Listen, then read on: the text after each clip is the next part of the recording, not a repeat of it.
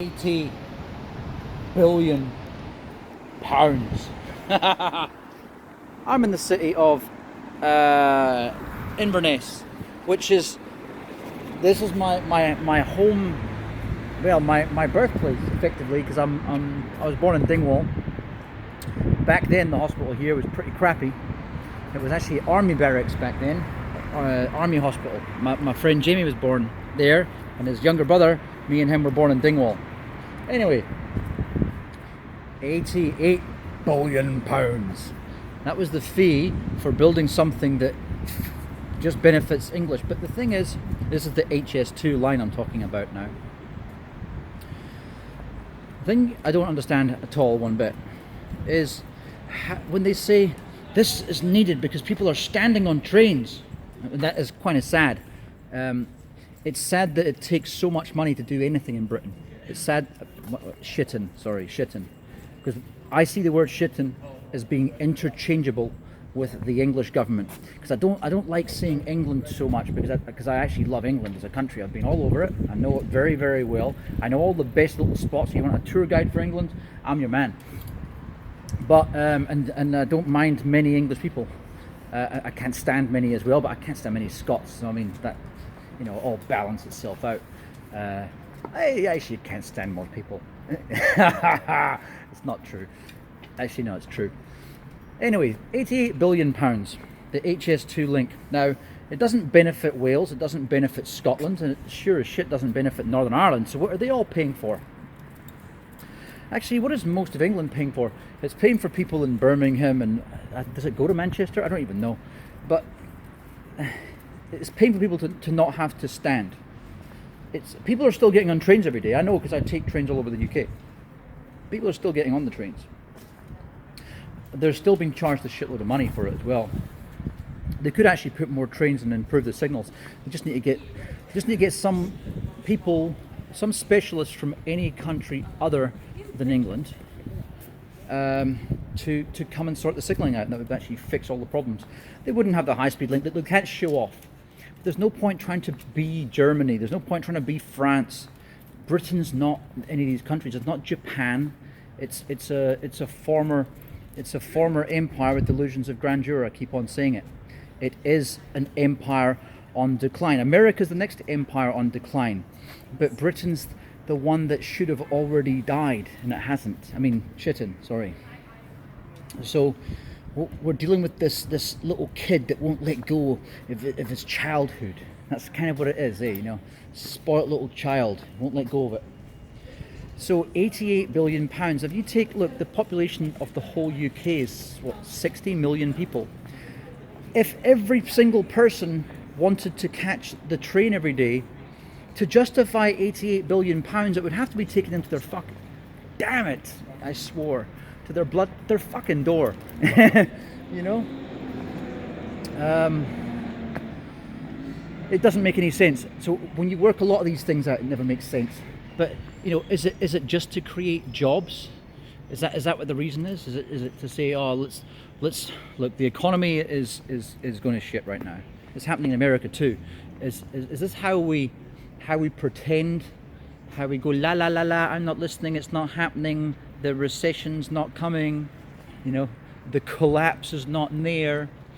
Is this how we deal with it? It's just by pretending things aren't happening and shoveling more fake printed money into projects, but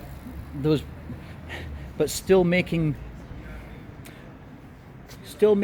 the people and the countries, the component countries, pay for it, because that's what's effectively happening. So in other words, the resources that come, let's say Northern Irish taxes, for example, are still going to pay for it.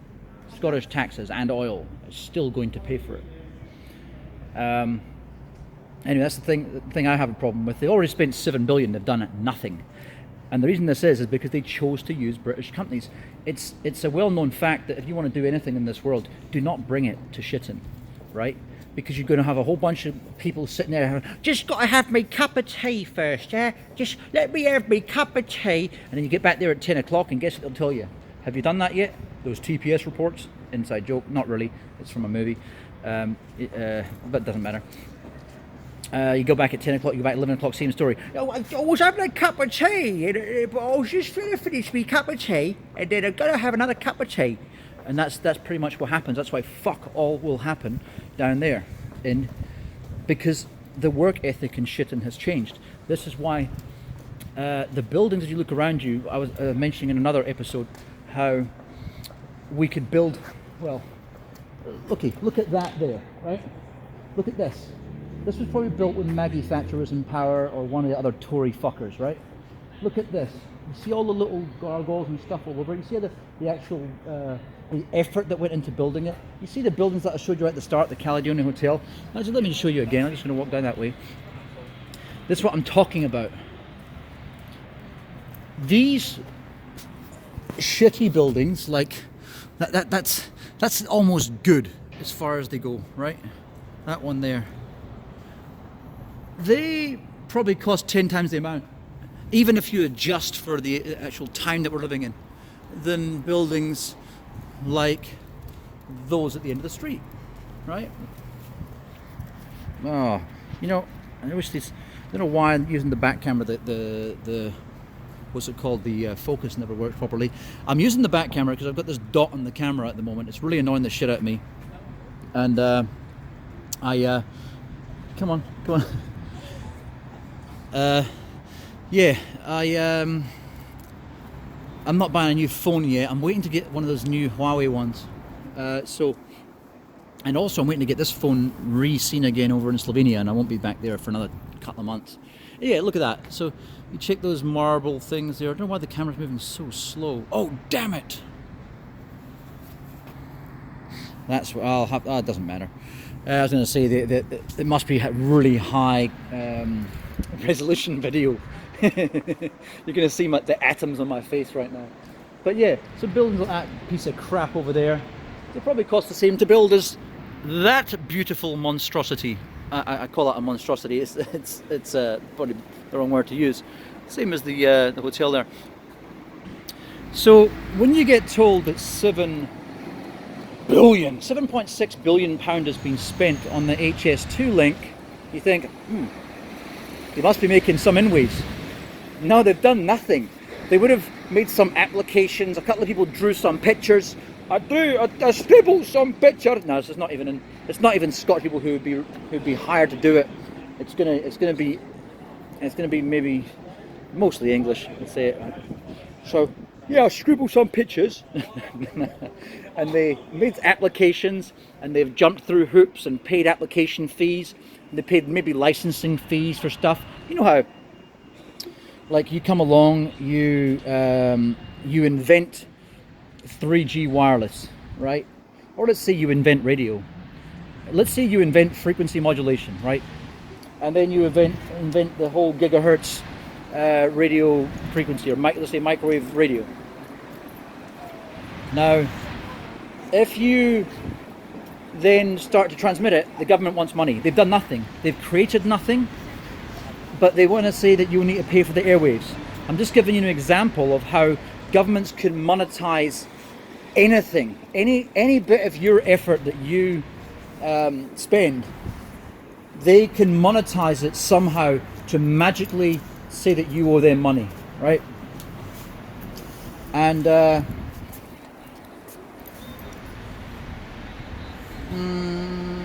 yeah, so all these let's say these applications to go across segments that are already covered with a train track, for example. But you'll have noticed in the UK they usually have a bit of future proofing. They trample on people's rights to put down electrical wires and also to put down train tracks. So the next thing I wanted to speak about was electrical wires afterwards, actually. And this is something that Scotland could be doing, but I'll get to that in a second. I'll just finish off what I'm saying. First of all, I'll make sure that the camera's not wonky and fuzzy. So, Scotland will get nothing out of the HS2. That's a fact. Most of England will get nothing out of HS2. HS2 itself, if you look at the amount of people that the Chinese and Japanese and anyone else can serve in the same area, we learned this in Edinburgh with how little they did with so much money. They would be doing so for about 1/10 of what we're doing it, right? That's just a quick guess, but last time I checked, using the Edinburgh example, that was what it was. It's about 1/10 is what they would have spent per metre, effectively, per metre of rail. As a result, we don't have a tram system that goes all the way. It was triple the budget in Scotland. Just for example of how things are done in Britain. It's not just England. It's the useless culture has been something that has been ingrained into Scotland. I don't know if it's just something that's happened over time, or if it's something that's been instilled by the people that rule us, which is the social engineering. They've been told you're crap. The things I mentioned before, that has resulted in this situation where we can't seem to build stuff as good as we used to. We can't seem to do things as fast. We can't seem to just get off our arse and stop having cups of tea and actually build stuff, do something. So I'm gonna leave that there on that one to say that it is a pointless endeavour for our country. Why are we paying into it? And this is when we break free from England, from England's Britain and England's United Kingdom, because all they are is synonyms for the word England, right? English imperialism. It doesn't mean anything for the people. The English people are as much victims as anyone else, but that's their problem to get out of. We need to get out of England out of England's control as soon as possible. The next thing I wanted to speak about was electrical cables and wires. Now, if you go around Scotland, you'll notice because Scotland has to produce so much power for our neighbouring country, so we produce over twice as much electricity than we require. So we had to put in nuclear power stations. So they tried out the first nuclear power station up in Dounreay. That's near north of where I'm from. That was done because back in the day they didn't know, when Rutherford split the atom, they didn't know if it was going to keep on continuing and destroy the universe. But that's how much they needed to destroy the Nazis. Better win a war, better risk destroying the universe than have your enemy beat you. And the Americans have the same idea, right? So what they did is they put in Dounreay Station. There's another one near Fastlane somewhere that I don't know where it is, the other one, but it produces power for England because we don't need that much power in Scotland. We've already got many hydroelectric power stations here, wave power. We're a world leader in renewables. We don't need all this other crap. And our renewables don't just need the sun shining, okay? Because that wouldn't be very good in this country. So my point being that to deliver all this power, they had to put big high tension wires. Now Scotland's a country that relies on tourism, and it really does. It takes away the beauty of the countryside. Now, I live in Slovenia, and it's very similar to Scotland, just a lot smaller. It's got a third of the population, it's a quarter of the size, but yet they're still independent. And yet we were told we were too small to be independent. So Slovenia, there you go, a quarter of the size, yet they're independent and successful. So my point what I'm getting at right now is they put these electrical cables all over the country, which actually destroy the look of it. And another place I lived in New Zealand, they bury all the cables, and same in Slovenia, they bury the cables everywhere, so that they don't look. You obviously know that Norway, New Zealand, Slovenia, these are very similar countries to Scotland, geographically, and also by politically as well. The structure of them is actually quite. It's a mixture of capitalist and socialist. Very good services, quite a very convenient country, good infrastructure.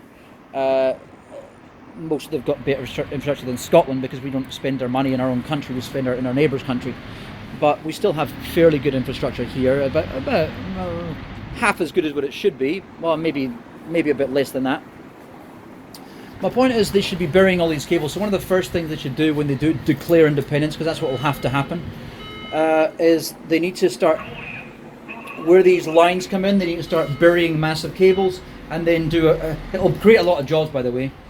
So you install new cables, you have a dual grid, and you can elect whether to keep the old grid or not, but I would say remove the old grid. You don't need double redundancy when you have these buried cables. They're actually a lot more reliable. They've got massive skinning on them. They're, even if you had earthquakes here, they've got earthquakes in New Zealand, the most earthquake-ridden country in the world, and yet they're fine with them. I'm very surprised Japan haven't done it, but it's probably down to monetary reasons, given the fact they've got such ginormous debt. But they don't seem to care about it. Another country that I love, it's on that list of my top favourite countries, Slovenia, Scotland, Japan. So yeah, I just wanted to say that it's one of the things that Scotland needs to do, because it ruins photographs, it ruins the feeling that people want to, when people are traveling from America or China or Japan or something like that, they don't want to walk around and have these big pylons and crap. And especially the fact that it's not even feeding this country, it's literally feeding our neighbour. The same as what 60% of the power we produce goes abroad, if you like, you know.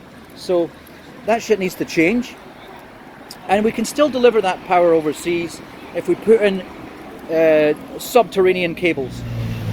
As I say, my village that I live in Slovenia, they did it about a year ago. The place looks sweet. It looks really, really good. And most of the villages round about, they're all the upgrades are happening everywhere. And it's already a better looking country than Serbia, in my opinion. I like Serbia too, and Bulgaria, but it looks way more modern. So, oh damn it! I hope I haven't been blocking the microphone this whole bloody time. Anyway, I'll leave it there. Cheers.